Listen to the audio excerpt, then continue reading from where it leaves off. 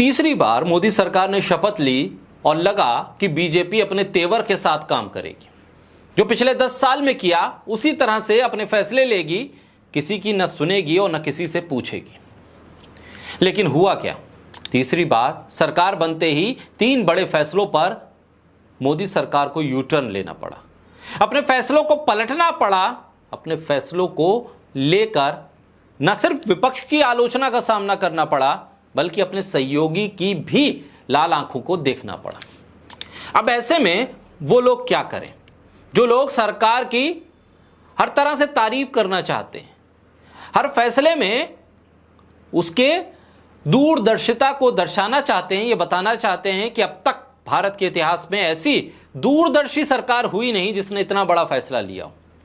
यानी कि मोदी सरकार के सही को भी सही और गलत को भी सही बताने वाले लोगों की भरमार है। ऐसे लोग सिर्फ सोशल मीडिया पर नहीं हैं, ऐसे लोग कथित तौर पर पत्रकार होते हुए बीजेपी के लिए घोषित प्रवक्ता का काम नहीं करते। ऐसे लोग बीजेपी के न सिर्फ कार्यकर्ता होते हैं, बल्कि ऐसे लोग केंद्रीय मंत्री भी होते हैं। ऐसे केंद्रीय मंत्री जो अपने मंत्रालय में हो रही घटनाओं दुर्घटनाओं के बारे में तो बयान देते नहीं हैं, उस पर कोई काम करते नहीं हैं, लेकिन किसी दूसरे मंत्रालय से जुड़े हुए किसी मामले में कूदकर अगर मोदी सरकार की तारीफ करनी हो तो चले आते हैं।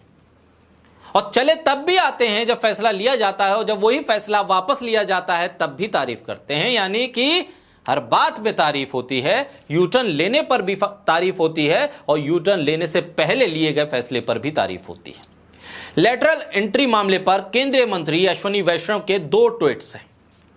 पहला ट्वीट्स जिसमें वो कहते हैं कि लेटरल एंट्री के जरिए भर्ती करना मोदी सरकार का बहुत बढ़िया फैसला है।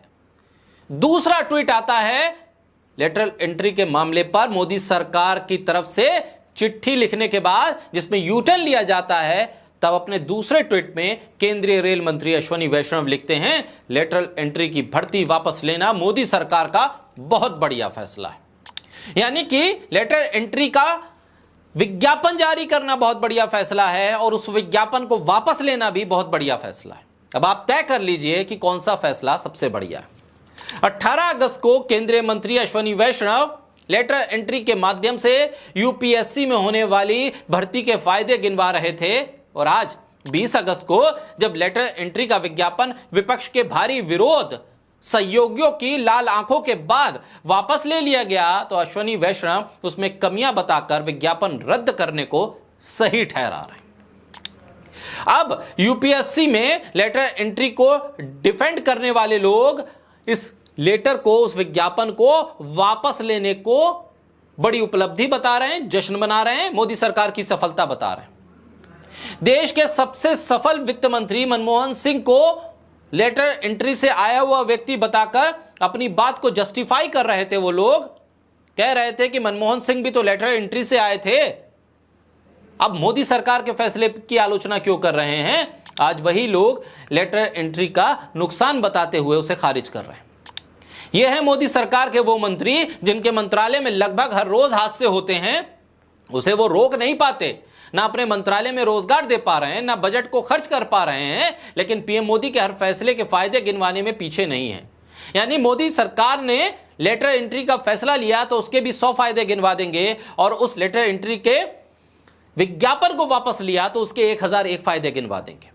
जब से मौजूदा रेल मंत्री अश्विनी वैष्णव ने रेल मंत्रालय संभाला, तब से हर महीने 3 डिरेलमेंट हो रहे हैं। पैसेंजर सेफ्टी को लेकर सरकार कोई कदम उठाती हुई दिख नहीं रही है। आरटीआई से जानकारी मिली है कि 7 जुलाई 2021 में अश्विनी वैष्णव ने रेल मंत्री का पद संभाला था।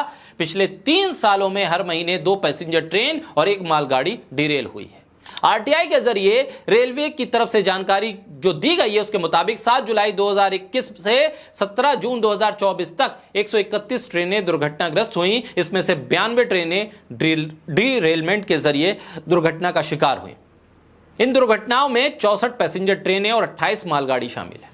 अपने मंत्रालय की पटरियों को संभाल नहीं पा रहे हैं अश्विनी वैष्णव, और फिर यूपीएससी के विज्ञापन के फायदे गिनवा रहे थे, अब उस विज्ञापन को वापस लेने के फायदे गिनवा रहे हैं। यानी कि दिन को भी रात और रात को भी दिन सरकार की मंशा के अनुसार अश्विनी वैष्णव उसको साबित कर रहे हैं। जो सरकार कह दे जो पीएम मोदी कह दें वही सही है, वही सत्य है, इसी लाइन पर वो आगे बढ़ रहे हैं। ऐसे में विपक्ष के दबाव और अपने ही सहयोगियों के दबाव के भीतर घिरी सरकार ने पिछले 2 महीने में ये तीसरा बड़ा फैसला है जिस पर यू टर्न ले लिया है।